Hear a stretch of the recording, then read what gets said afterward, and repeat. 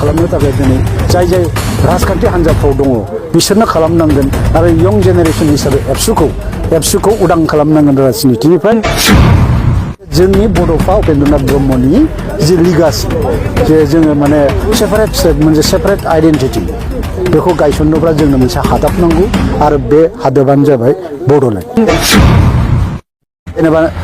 सानसुमा आदामोना आबसुनि president जानानै मोनसे BSC accord खालामदोंमोन बेयाव बड'लेण्ड होननाय सोदोबखौ प्रथमबार कारणे कनस्टिटिउसनेलि मोनसे सांबिधानिक नंद्रायाब्लाबो मोनसे स्टेट एक्टनि गेजेराव मोनसे गनायथि होदोंमोन जे बड'लेण्डनो द रियेलिटि अफ बड'लेण्ड एबसुनि बारग' नेहाथारि बिथाङा दाखालिफोर मा बाथ्रा बुङा नोंथांमोनाथ' निस्सय मिथिजोबखाबाय बा नुखाबाय दिनै आङो बिनि सायावनो फंनैसो बाथ्रा बुंनो होननानै फैदों अर्थात बे भिडिअखौ लानानै फैनाय जादों दा जोंहा एबसुनि बारग' नेहाथारि बिथाङा बेखौनो बुंदों जे नोंथांमोना गोबाङानो खोनादों जेरैबायदि जोंहा दायो पलिटिकेला एबसुखौ बोजबनानै लादों बा एबसुआ पलिटिकेलाव बाहागो लागासिनो दङ नङा होमबा पलिटिकेलजों थाफानानै बा सिथाबफानानै खामानिफोरखौ मावगासिनो दङ नैबे बिथिंनिफ्राय माने एबसुफोरखौ पलिटिकेल सिथाबनानै थानायनिफ्राय गोजानाव थानो थाखाय जोंहा एबसुनि बारग' नेहाथारिया खावलायदों लोगोसे एबसुफोरखौ पलिटिकेलनिफ्राय उदां खालामनांगौ बा रेहाय होनांगौ होननानै जोंहा सरकारनिसिमबो डिमान्ड खालामनाय जादों नैबे बारग' एबसुनि नेहाथारि बिथाङा स' बिथाङा जोबोर मोजां बाथ्रा बुंदों नोंगौ थारैनो जों बे बाथ्राखौ निस्सय बयबाबो सानबाय थाखायो आरो नोंथांमोनाबो सानो जानो हागौ मानो होनना बुङोब्ला दिनैनि दिनाव जोंनि अल बड' स्टुडेन्ट इउनियना बर' फरायसा आफादफ्रा जोङो पलिटिकेलजों थानानै खामानि मावब्ला मा जालांगोन इयुनाव बा समयसाफ्रा बोरै बबेथिं थांगोन जों बेखौ बयबाबो मिथिगौ दिनैनि दिनाव जोङो पलिटिकेलाव गोबां गावजों गाव दावराव दावसि जानायखौ नुनो मोनो बा गावजों गावनो जोङो सैया सुखुवा खालामलायबाय थानायखौ नुनो मोनो नाथाय जोङो बे गेजेरावनो जिथु जोंनि बेसेबांबा गेरेमसा हारि दाग्रा मोनसे अल बड' स्टुडेन्ट इउनियना बे पलिटिकेलाव हाबसोमनानै थायोब्ला आरो एबसुखौ सोर फोथायगोन नङा होमबा बेखायनो जोंहा बिथाङा खावलायनाय बायदि एबसुखौ पलिटिकेलनिफ्राय रेहाय होनांगौ आरो उदां खालामनांगौ लोगोसे एबसुआ बड'लेण्ड सोमावसारफिननायाव गोख्रोङै बाहागो लानांगौ अर्थात हेफाजाब होनांगौ होननानै बिथाङा रोखायै फोरमायदों दा नोंथांमोना बे बाथ्राखौ नंखाय दासान बे बाथ्रा थारैनो सैथो जायफोर जिथु पलिटिकेलाव थानानै खामानि मावनो सानोब्ला बे सिमाङा मालाबाबो जाफुंखानाय नङा जाय मानसिया पलिटिकेलाव आगान होगोन बे पलिटिकेलनि लाबा लाबनि थाखायसो खामानिखौ मावनाय जाखायो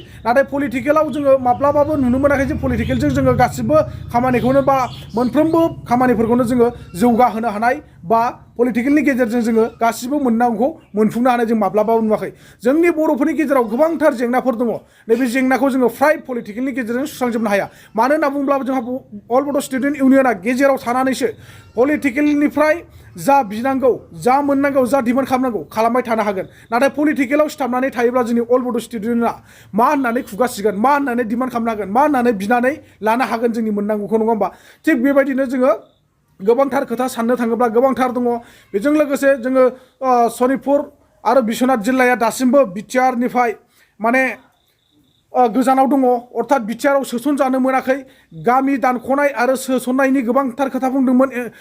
बेनि बिटिआर इमप्लिमेन्टनि खामानिफ्रा मावफुंजागासिनो दङ अर्थात मावगासिनो दङ होननानै खोथा होदोंमोन नाथाय दिनैसिमबो जोङो नुनो मोनाखै बा जोङो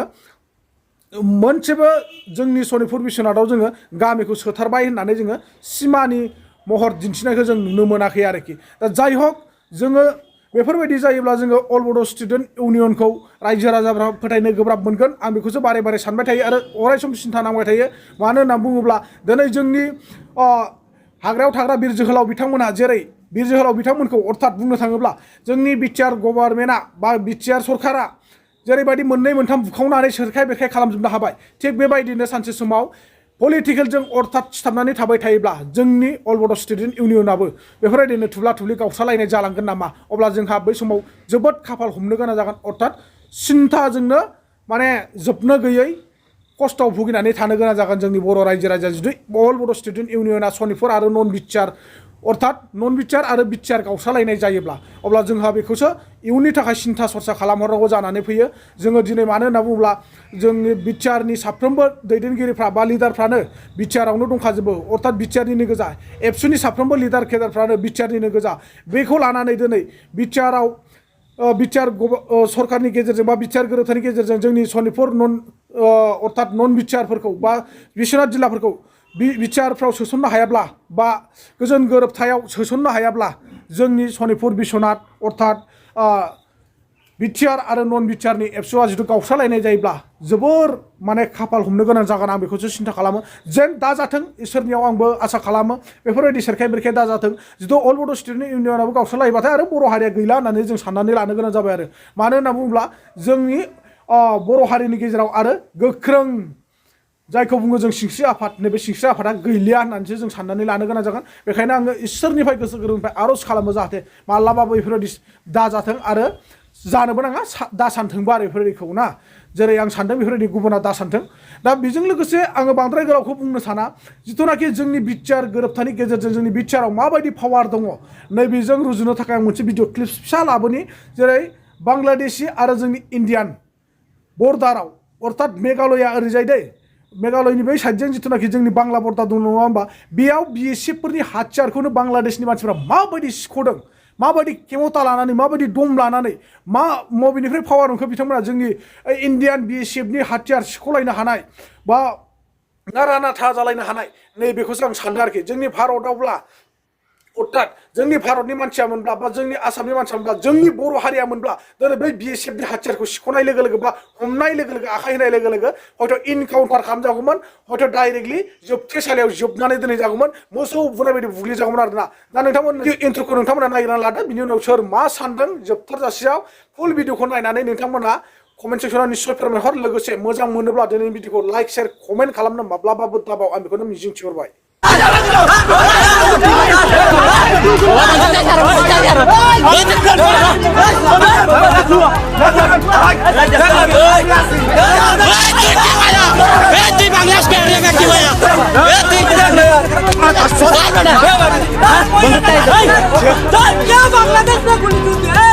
बांग्लादेश में क्यों गुल्ली किया तू? बांग्लादेश में क्यों गुल्ली किया? गुल्ली क्यों किया? गुल्ली क्यों किया? गुल्ली क्यों किया? तेरा इतना हिम्मत किधर से आया? तेरा इतना हिम्मत किधर से आया? जालांबाय नंगौ मोनथाम एकर्ड बे एकर्डआव फुल फ्लेजेड एकर्ड जालाङाखै आसा खालामदोंमोन नैबे थांनाय एकर्डआबो माने मोनसे फुल फ्लेजेड एकर्ड जागोन नाथाय आनफर्चुनेटलि बेबो मोनसे साबसिडियारि मोनसे एकर्ड बायदि जाना थांबाय फुल फ्लेजेड माने फिनिश्ड एकर्ड जायाखिसै जे जोंनि बड'फा उपेन्द्रनाथ ब्रह्मनि जि लिगासि जे जोङो माने सेपारेट स्टेट मोनसे सेपारेट आइडेन्टिटि बेखौ गायसननोब्ला जोंनो मोनसे हादाब नांगौ आरो बे हादाबानो जाबाय बड'लेण्ड जेनेबा सानसुमा आदामोना आबसुनि प्रेसिडेन्ट जानानै मोनसे BSc एकर्ड खालामदोंमोन बेयाव बड'लेण्ड होननाय सोदोबखौ प्रथम बार कारणे कनस्टिटिउसनेलि मोनसे सांबिधानिक नंद्रायाब्लाबो मोनसे स्टेट एक्टनि गेजेराव मोनसे गनायथि होदोंमोन जे बड'लेण्डनो द रियेलिटि अफ बड'लेण्ड सेकेन्डआव जि माने 2003आव BTC नि जि एकर्ड खालामबाय हाग्रामा महिलानि दैदेननायाव बेयावथ' माने इण्डियान कनस्टिटिउसननि 6 शिड्युलावनो मोनसे एरेन्जमेन्ट मोनबाय लोगोसे आरो माने जोंनि जे राव बे माने 8 शिड्युलाव रिकगनाइज मोननानै दिनै बोसोरफ्रोमबो जोंनि बर' रावनि खन्थाइ रायथाइ लिरनायनि मोनसे एकाडेमिक माने साहित्य एकाडेमि बान्था मोनो खालामबाय आरो नैबे थांथि माबायाव मोनसे साबसिडियारिबाबो इट इज जास्ट साबसिडियारि टु दा BTC एकर्ड जे मोनसे एक्सटेनसननि जे मोनसे एरिया गामि बारायनायनि मोनसे जि क्लज लाखिना दोनदों बेनिखायनो आं साबसिडियारि होननानै बुंदों ओमफ्राय बाखिथ' गुबुन गैया बेखौ इमप्लिमेन्टेसन खालामनो थाखाय दिनै जाय राजखान्थि हान्जाफ्राव दङ बिसोरनो खालामनांगोन आरो यं जेनेरेसन हिसाबै एबसुखौ उदां खालामनांगोन राजनितिनिफ्राय आरो बिथांमोनखौ मोनसे जोंनि जि थेसिस दङमोन बड'लेण्डनि हादाबाव मोनसे गेरेमसा हारि दानायनि बे थेसिसखौ मावलांनो थाखाय राजखान्थिनिफ्राय बिसोरखौ उदां खालामनांगौ आरो गहपुर आन्सलिक बर' फरायसा आफादा गिबि खेबनि थाखाय दिनै आगु दमासि फोरबो हिसाबै गासै गोजाम आरो गोदान फरायसा आफादनि लोगो हमलायनाय हाबाफारिखौ लादों बेयाव आंखौबो बिथांमोना निमन्त्रन हैनायखाय आंबो बाहागो लाफैनानै गोजोननाय मोन्दों गोदान जेनेरेसननि एबसुनि जाखांफुनाय माने टेलेन्टेड गथ'फोरखौ लोगो मोननानै मोजां मोन्दों मानो होनबा जोंबो मोनसे समाव बे आफादावनो मावबोदोंमोन गोदान मोखां गोदान टेलेन्ट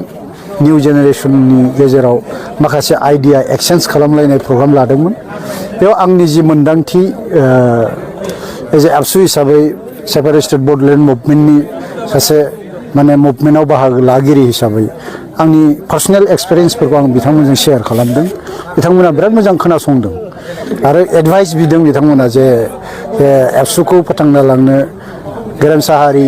माहारि दालांनायनि जि मोनसे थेसिस दङ एबसुनि आखायाव बे थेसिसखौ इमप्लिमेन्टेसन खालामलांनो थाखाय मावफुंलांनो थाखाय गेरेमसा हारि गायसननायसिमहालागै मा माने भिजन दं आदामोननाव बेफोरखौ एसे शेयार खालामनो खिन्थानायखाय आं बुंदों आरोना दा आंनि प्रथम माबाया जाहैबाय जे एबसुनि एक्जिस्टेन्सआनो प्रथम जों मोनसे बड'फा उपेन्द्रनाथ ब्रह्मनि मोनसे जे सान्थौ लिभ एन्ड लेट लिभ आरो लिभ एन्ड लेट लिभ थांनानै था आरो माने थांनानै थानो हो बिनि जि सान्थौजों मोनसे सेपारेट स्टेट बड'लेण्ड मुभमेन्टखौ जागायजेनबोदोंमोन बे जागायजेनबोनायनि जि लिगासि हिसाबै बिथांनि जे बड'फा उपेन्द्रनाथ ब्रह्मनि जि सेपारेट बड'लेण्डनि जि लिगासि डिमान्डनि लिगासि बेखौ लाखिलांनांगोन आरो बे फिउचार जालांबाय नंगौ मोनथाम एकर्ड बे एकर्डआव फुल फ्लेजेड एकर्ड जालाङाखै आसा खालामदोंमोन नैबे थांनाय एकर्डआबो माने मोनसे फुल फ्लेजेड एकर्ड जागोन नाथाय आनफर्चुनेटलि बेबो मोनसे साबसिडियारि मोनसे एकर्ड बायदि जाना थांबाय फुल फ्लेजेड माने फिनिश्ड एकर्ड जायाखिसै हयथ' गोदान जेनेरेसना माबा मोनसे सान्थौजों गोदान माने खायदाजों कौशलजों गोरोंजों रोंनाय रोंगौथि गोनां फरायसाफोर बाहागो लाफैफिनगोन आरो रिभाइभ जागोन होननानै आं आसा खालामदों आरो आं मोनसे एडभाइस होदों अनलि जोंनि आनसलिक आबसुखौल' नङा जे जोंनि बड'फा उपेन्द्रनाथ ब्रह्मनि जि लिगासि जे जोङो माने सेपारेट स्टेट मोनसे सेपारेट आइडेन्टिटि बेखौ गायसननोब्ला जोंनो मोनसे हादाब नांगौ आरो बे हादाबानो जाबाय बड'लेण्ड आरो बे बड'लेण्डखौ मालाबाबो गारनाङा नंगौ मोनसे सम फैयो जेनेबा सानसुमा आदामोना आबसुनि प्रेसिडेन्ट जानानै मोनसे BSc एकर्ड खालामदोंमोन बेयाव बड'लेण्ड होननाय सोदोबखौ प्रथम बार कारणे कनस्टिटिउसनेलि मोनसे सांबिधानिक नंद्रायाब्लाबो मोनसे स्टेट एक्टनि गेजेराव मोनसे गनायथि होदोंमोन जे बड'लेण्डनो द रियेलिटि अफ बड'लेण्डआ दङ बड'लेण्डनि प्रयजन